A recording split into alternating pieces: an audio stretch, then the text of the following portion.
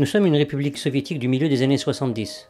Je parle de la France évidemment. Nous sommes concrètement en 2023 et nous vivons dans le passé. Paradoxal, me direz-vous? Absolument pas. Moderne jusqu'au bout des doigts. La France des années 80 n'est pas celle de la chanson de Michel Sardou qui parlait d'une femme qui avait réussi l'amalgame de l'autorité et du charme. Nous sommes des pions, des poupées qu'utilisent les dirigeants d'une homme pour faire ce que bon leur semble.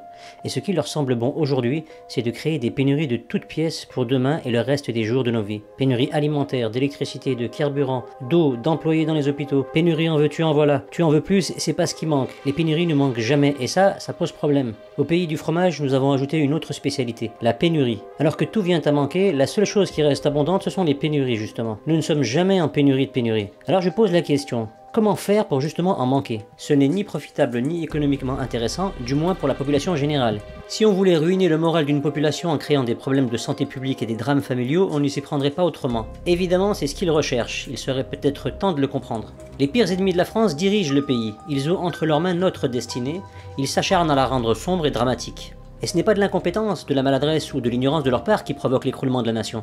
Tout cela est fait sciemment selon un agenda qu'ils mettent en application à la virgule près. Nous le savons, ils savent que nous savons, et pourtant, ils poursuivent sans aucune gêne la tâche pour laquelle ils ont été mis en place. Car oui, ils ont été mis en place. Ils s'attellent à créer un monde qui n'existe pas et dans lequel nous devons vivre de force en lui donnant foi même devant l'évidence de sa non-existence. On va donc essayer de se poser les bonnes questions. Est-ce que nous sommes en guerre? Oui, bien sûr, hein. Oui, qu'est-ce que tu crois, toi? Subissons-nous des pénuries? Non, absolument pas. Doit-on mourir pour l'Ukraine? Oui, et plutôt 2 fois qu'une. Et accessoirement pour Israël aussi. Est-ce qu'on peut simplement vivre sa vie? Non, c'est formellement interdit, n'y pensez même pas. Et sinon, est-ce qu'on doit mourir dignement par un suicide assisté? Oh que oui, c'est même une évidence. Ok. Et Satan dans tout ça? Où est-ce qu'il est? Pas loin, il finissait de devenir l'Occident de ce monde fictif. Il en a foutu partout d'ailleurs. Eh bien merci beaucoup, cher pensée unique, vous m'avez remis sur le droit chemin de la réflexion et de la logique. Si même Satan est choqué, on est mal, on est très mal. À propos de diablerie, j'ai appris dernièrement qu'il existe des sites de rencontres pour chiens et chats. On n'arrête pas le progrès vers le néant, c'est incroyable. Je me suis permis d'y inscrire Macron et Zelensky. Ces deux-là, à force de se renifler mutuellement le derge, je pense qu'ils ont parfaitement leur place. J'ai aussi appris que Macron a été innovant dans beaucoup de domaines. Par exemple, au collège, après un match de foot où il a été particulièrement bon, il a été élu femme du match. Ce gars est visionnaire, en avance sur son temps. Attention, le temps de la dépravation évidemment. C'est parce que selon une étude de merde payée par Jacques Séguéla et ses montres à 50 000 balles, Macron a été diagnostiqué HPI.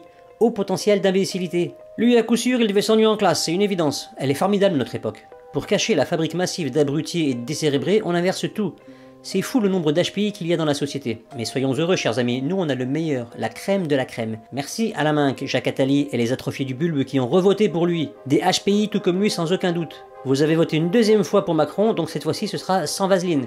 Mais bon, je pense que maintenant vous vous en êtes rendu compte. Et si c'est pas encore le cas, il va falloir consulter un médecin, et très vite. D'ailleurs, en parlant de baltringue, Brigitte Macron assure que sa biatch de mari, qui est accessoirement président, est dans le combat. Ah bon, j'étais pas au courant moi. À part peut-être le combat contre sa moumoute ou contre son envie de pécho de jeune métisse, vraiment je ne vois absolument pas dans quel combat il est. Dans les faits, si on cherche vraiment, son seul combat c'est celui contre nous, le peuple. Mais je crois que je m'égare, c'est une théorie du complot évidemment sortie d'un cerveau malade. Merci monsieur Cohen. Mais j'y pense, on attend toujours le délestage. Vous vous souvenez les coupures d'électricité qui étaient annoncées matin, midi et soir avant l'hiver? Elles devaient survenir à coup sûr. Eh bien bizarrement, nous sommes fin avril et toujours rien. Se pourrait-il qu'on nous ait un peu, légèrement, passionnément, voire complètement raconté des cracks de haut niveau? Comme souvent d'ailleurs. Une fois les populations affolées, il suffit de battre le fer pendant qu'il est encore chaud, et laisser mijoter l'anxiété et la peur de se retrouver sans électricité ni chauffage au cœur de l'hiver. Au final, il ne s'est absolument rien passé, comme convenu, mais, et c'était le projet premier, tout le monde a accepté de voir augmenter ses factures d'énergie. Elle est pas belle la carotte? Ils ont utilisé le même procédé il y a quelques mois pour faire grimper les factures de carburant et de matières premières. Les pénuries, la peur, la guerre en Ukraine, etc. Au final, une augmentation notable, mais persistante, du prix de l'essence à la pompe. C'est incroyable de ne toujours pas voir le mensonge alors qu'il est systématiquement présenté de la même manière. Un mensonge très mal fagoté que n'importe quel enfant pourrait facilement déjouer. Au final, qu'est-ce que nous avons obtenu? Une belle augmentation qui s'installe et prend de l'envergure chaque jour un peu plus, et si le prix n'augmente pas, c'est la quantité du produit qui diminue. Dans un sens ou dans l'autre, ils nous la font quand même à l'envers, quoi qu'il arrive. Alors une solution simple s'offre à nous désormais. Consommer moins et boycotter un maximum. Si on ne change rien à nos habitudes, on valide leur vol et on le pérennise. Chacun fait selon ses moyens et ses capacités, mais pour l'heure, c'est la seule solution dont nous disposons. Quant à l'idée d'aller manifester, cela ne sert strictement à rien. 50 ans de manifestation et au final qu'avons-nous obtenu? C'est presque comme le Nutella, ça ne fera jamais la différence, avec un statu quo endémique et du cause toujours tu m'intéresses en barre dans ta gueule. Les différents gouvernements nous crachent à la gueule depuis toujours. Mais visiblement, se faire gazer dans la rue au son d'une musique dégueulasse en mangeant des merguez frites, ça terrorise les dirigeants. Excusez-moi, j'avais oublié. En conclusion, ces êtres sombres qui dirigent l'état maçonnique français ne sont jamais en pénurie de mauvaises intentions. Il leur manque juste l'essentiel, une âme pour les humaniser. On comprend mieux pourquoi ils avancent sans se retourner dans l'accomplissement de leurs actes diaboliques. La pénurie d'âmes ne se résout pas sur les marchés boursiers, oh que non. Au bout du chemin de nos vies, que vous soyez tyran ou opprimé, la vérité se trouvera toujours systématiquement au bout du couloir. Il n'y aura pas de Sam, ni d'amis chaleureux pour vous aider, ni arnaque à mettre en place pour passer entre les gouttes, rien de tout ça. Il n'y aura que le Créateur et sa justice. Et bonne nouvelle, elle est infaillible.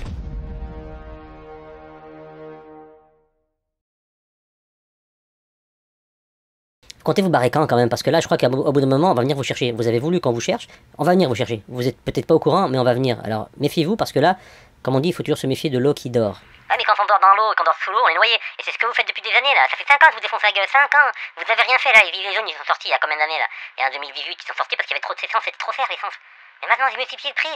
Tu dois rester assis et écouter, sinon attention au pied, attention. Putain, le niveau de merde, c'est incroyable comment vous pouvez être pitoyable. Bonne nuit et à jamais, et j'espère que vous allez crever avant la fin de l'année, et avant la fin du mois si possible, avant même la fin de la journée. Adieu Baltringue. Allez, soyez vous, monsieur, encore là, c'est pas fini, c'est juste le début. Moi, j'ai mes vœux à faire, moi, faut que vous fassiez des vœux. Minimum, alors je veux aussi, comment ça s'appelle, votre argent, évidemment. Les caisses de l'État qui sont remplies par votre argent, qui nous sert à payer les vaccins, et ensuite on vous dit qu'ils sont gratuits, mais en fait vous les avez payés, hein, parce que AstraZeneca ou Akbar, c'était notre divinité à nous, hein, les gars de l'Ouest. Ça c'est mon vœu principal, c'est le vœu des banques en fait.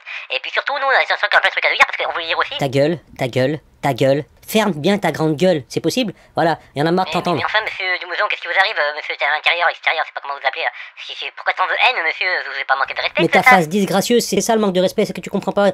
Quitte la terre, prends-toi 10 000 shoots d'AstraZeneca dans ton, tu te les carres bien profond, tu prends Brigitte avec toi, tu te la carres bien dans le huc et tu vous dégagez tous, vous partez en orbite, vous partez où vous voulez. Nous, ce qu'on veut, c'est que vous en alliez. Full camp, toi, Atali et toute ta clique, adios. Donc ça veut dire que, si je comprends bien, vous allez pas voter pour nous.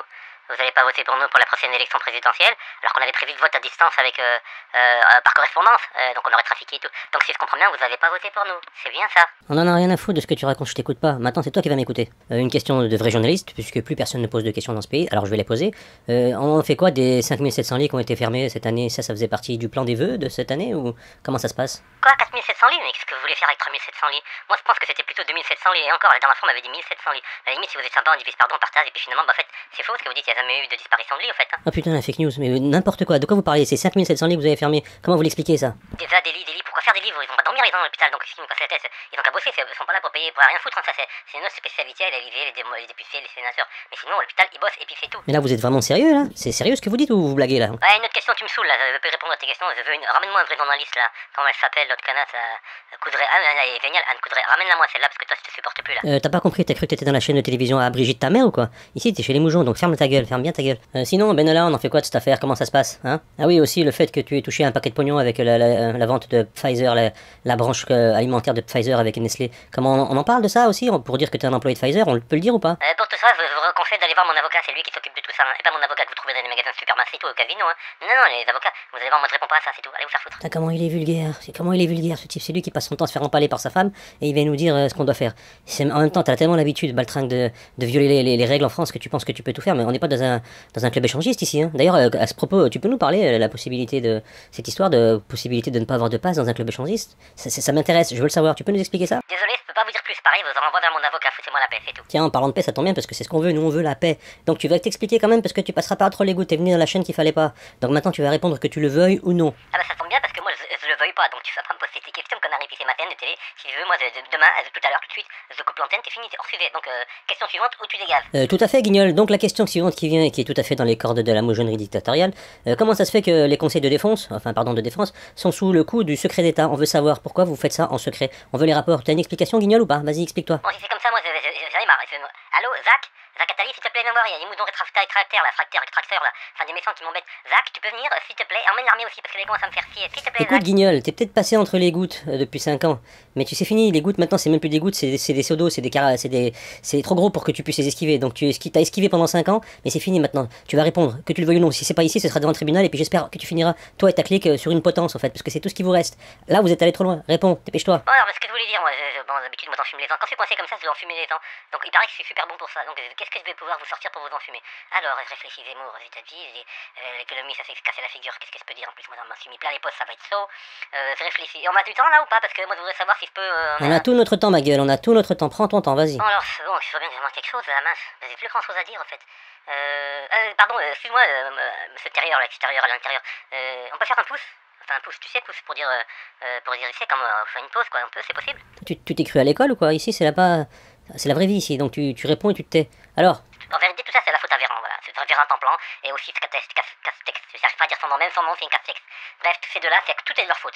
Moi, de toute façon, c'est simple. Si ça marche pas, mon plan de la réélection, annulation, tout ça, je prends l'hélicoptère et je me casse à Tel Aviv, je sais pas, en tout cas, je me casse.